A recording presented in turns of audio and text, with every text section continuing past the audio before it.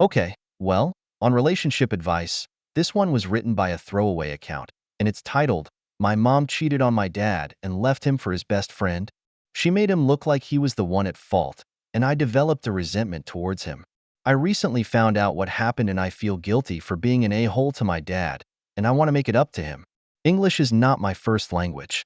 My mom had been married to my dad for 9 years before she cheated and left him for his best friend, who is now my stepdad. My father served in the army, and his best friend was this rich guy who I saw hanging out with my mom at that time during the divorce.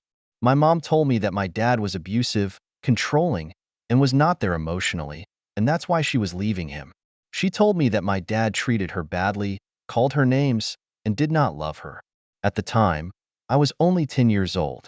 My mom got primary custody, and dad was stuck paying child support. I only got to see my dad 2 weekends per month after that.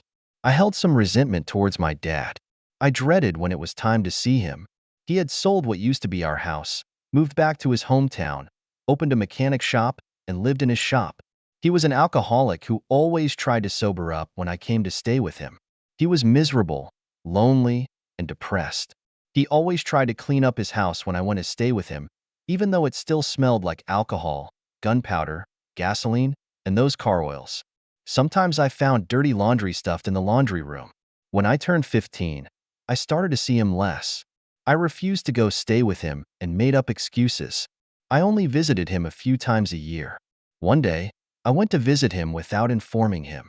I found him drinking while watching a football game. He was surprised to see me, and he quickly started getting rid of his beer cans, cleaning his kitchen, asking if I was hungry so that he could order a pizza. And I just lashed out at him and told him that's why mom left him, because he was so miserable and couldn't keep his crap together. I felt guilty afterwards.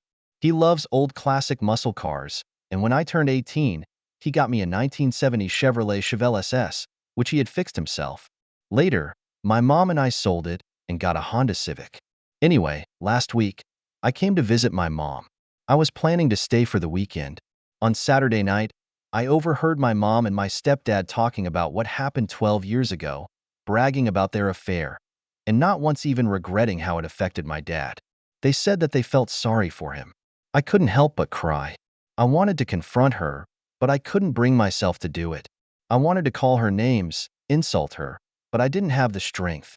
I was full of mixed emotions, but I felt guilty the most. All this time, I held a resentment towards my dad, thinking he was the bad guy, but he was only the victim of my mom's affair. He never recovered from the affair due to his depression and anxiety issues, and all that time I thought he faked to care about me, and he genuinely cared for me, and he always tried to stay strong and smile for me. I left the following day and found my dad at his mechanic shop and hugged him. I was crying, and he was puzzled, and I kept saying sorry repeatedly. When he managed to calm me down, I told him everything, and I apologized even more. When I asked why he didn't fight my mom for custody, he told me that he knew his depression and anxiety, plus his PTSD, would make him unfit for a parent, and he never wanted to ruin the relationship between me and my mom because he knew I loved my mom and his ex-best friend loved me and would take care of me more than he would. He said that it was not my fault and forgave me, and he was happy I found out. I want to make it up to my dad, but I don't know how. Please help. Oh man, and that's heartbreaking for the father. But I guess all Opie can really do in this situation is just, show him your love. Opie is 23, female, by the way.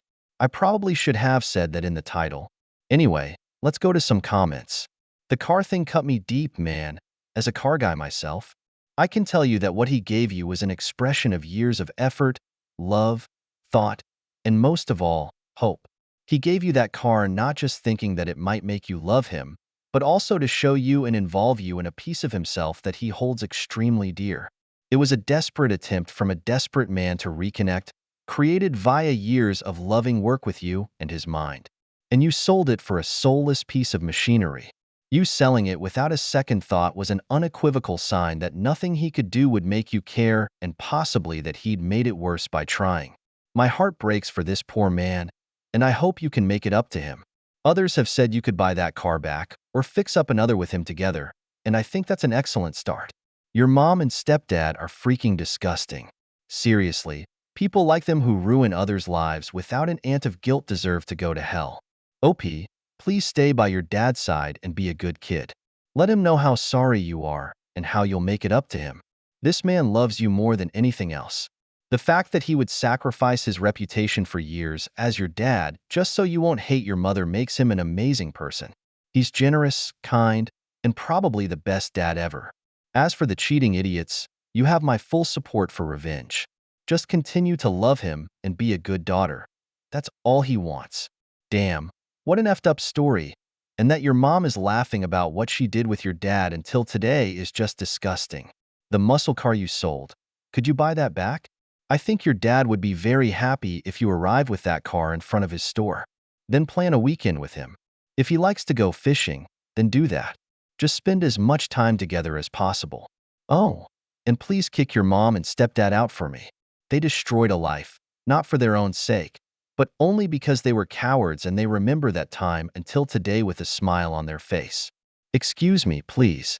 I need to go and vomit. Yeah, pitiful characters, that's for sure. Okay, on to an update. Sorry for the late update. It's a bit long, but a few of you insisted I update them. For those who missed out on my previous post, check out my profile. I posted it there first. First, thanks to all those who took their time to comment and offer support. As some of you said, there are two sides in every story, and I decided to listen to my dad's side. He admitted to being distant and not affectionate after his last deployment due to his PTSD, but the affair had been going on when he was in deployment. I confronted my mom a few days later after my post, and she was defensive at first. She said that I was not grateful for what she did for me and that she simply protected me from my father. She called him a few names. I didn't want to argue, and I already chose my next words carefully. I told her that my father was a good man who was broken by the betrayal of the two people he trusted the most, and worse, you turned his own daughter against him. I appreciate and I'm grateful for everything, but it's time I choose the parent who put his own daughter's needs first, even if it means making hard sacrifices, and not the one who wanted the daughter to satisfy her own needs. Goodbye, Mom. I'll keep in touch. Before I left, tears had been building in her eyes, and she just remained silent. She's tried to reach out to me, but I just ignored her or asked her to stop disturbing me. I don't want to block her, but my message is loud and clear. My aunt has recently reached out to me and told me that my mom is depressed. Well, her husband can take care of her. As for my dad, most of you suggested I sell the Civic and buy the Chevy Chevelle SS back. I couldn't find the person I sold it to, but I decided to look for old worn-out muscle cars to fix. I've been searching for a while. It was hard, but I had the help of a few friends and even some Redditors who reached out to me on chat. Almost 2 weeks ago, I was lucky and found an old wrecked 1970 Dodge Charger. And yeah, I sold the Civic to afford the Charger. My dad was kind of upset, but when I told him the reason, he brightened up. He's been more than happy to show me how to fix it. I bought an apartment an hour away from his mechanic shop. One Redditor suggested I do a makeover at his place. Well, I've been making time, and we've started to renovate and do a makeover. My friends from college who are studying interior design have decided to help. It took him a little convincing as he felt embarrassed, but he finally joined the train. Now, every day after college, I go to visit him, and on weekends, I spend time with him and talk about anything. Mostly, he's interested in my life. He likes soccer and is a big fan of Arsenal, so I always keep him company during match days. I pick the opponent's team to add fun, and I'm learning a little bit of football. Since I sold my car, he's allowed me to use his 1977 Pontiac Firebird. He has been with it since I was 11, and as long as I can remember, he's never let anyone drive it. Since I've been around more often, he's stopped his drinking habits, maybe a few, and I join him on game nights. But who can blame us? There's your update. If you made it this far, I guess it is a happy ending. Thanks to all of you again. Ah, what a great ending. And yeah, what a great idea to do up another car. I'm sure the father would love that. Anyway, I'd love to hear your thoughts about this one. Let me know down below. Alrighty, let's move on to another story. Jumping over to Me, the Aholy. This one was written by user Region Alarming, and it's titled, Am I the Aholy for ignoring our daughter's inconvenient boundary? My wife, 39, female, and I, 36, female, have a daughter. technically my stepdaughter, but I've raised her since she was 5. She's 19 now, and from a previous relationship of my wife's. Her father is not in the picture. She has come back home after her first year at uni, and she's picked up a new and problematic issue since she was last home for an extended period of time. Surrounding laundry. Basically, she has established a boundary where nobody is to touch her clothes. Her reasoning is that she's concerned something will go missing or get damaged, and thinks it's just gross for us to go through her stuff, and is an adult who deserves privacy. All fine. We have 3 young children in our home. 9 female, 9 female, and 2 male. So, plenty of washing to keep us entertained. The issue is that she has a habit of monopolizing washing facilities to the extent where we're effectively prevented from being able to get any other laundry done. For example, last weekend, she put a wash in before work and hung it out on the line around 11 a.m. She then left for work, 12 p.m. to 10 p.m. Her wash was dry within an hour, and obviously, she wasn't going to be back all day. We had a few days' worth of washing to get through. So, my wife, her mom, took everything off the line and folded it. We got through 4 of the loads that day.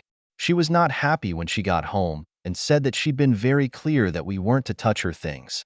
When we explained the situation above, she said it was first to come, first served, not something we've ever said, and that since the next day was due to be nice, we should have just waited to get through it the next day. That really ticked us off. We've offered her a weekly laundry day where we'll avoid using the machines so she can have freedom to do as she pleases on that day. But she said once a week won't cut it. Fair enough, but there are 5 other people in the house that need clean clothes, bedding, and towels. Other than that, all we can really suggest is that she keeps on top of her washing if she's at home. We'll ask her to clear her clothes from the machine, dryer, and washing line as needed. But like any 19-year-old, she has a social life and work commitments and is often busy. She's upset because she says we're not respecting her boundaries, whereas we've pointed out that while "don't move my clothes" is objectively reasonable, it's not fair for her to do so at the inconvenience of everyone else in our home.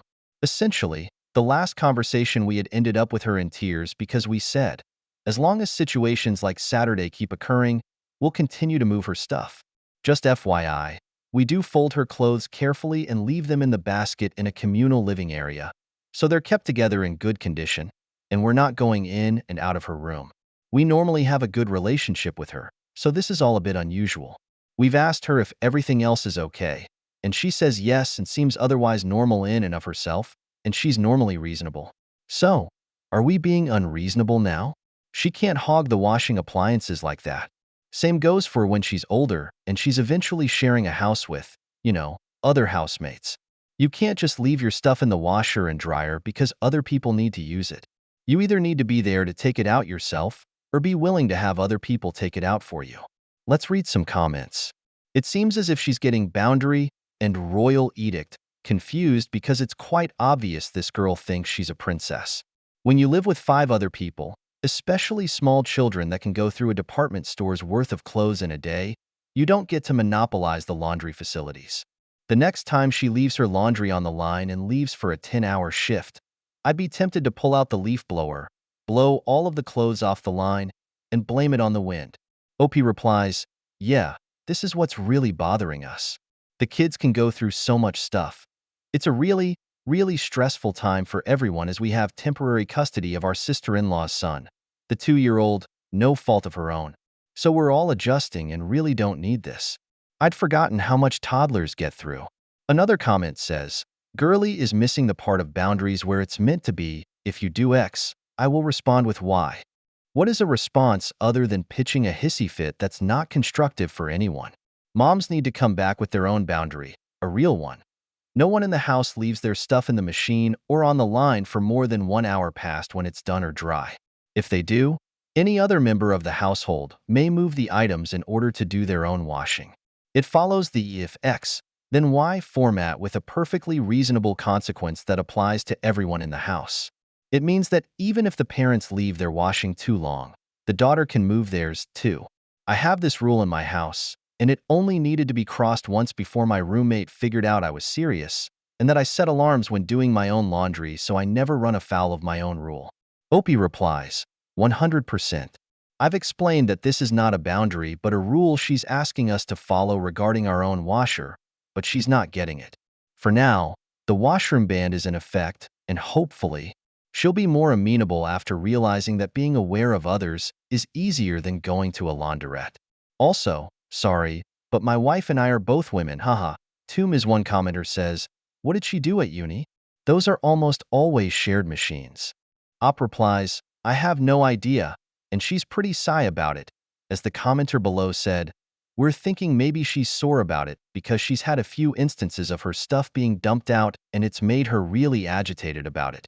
Not the a-hole, but if she's crying about this boundary and is advocating so fiercely for it, I imagine something happened regarding her laundry and she's feeling vulnerable. As an example, the first time I lived on my own, someone I did not know went through my clothing and picked out all of my dirty underwear. They left it in a pile in my room that I never would have made. I felt so violated and had no idea who did it or why, and I felt extremely sexualized and vulnerable. All I can imagine is someone looking closely enough at my clean and dirty piles to figure out what underwear was dirty. Did they sniff it? Did they steal some? Did they jack off to it? Op replies, I've actually discussed this with her as something similar happened to me at uni, and it really stuck with me.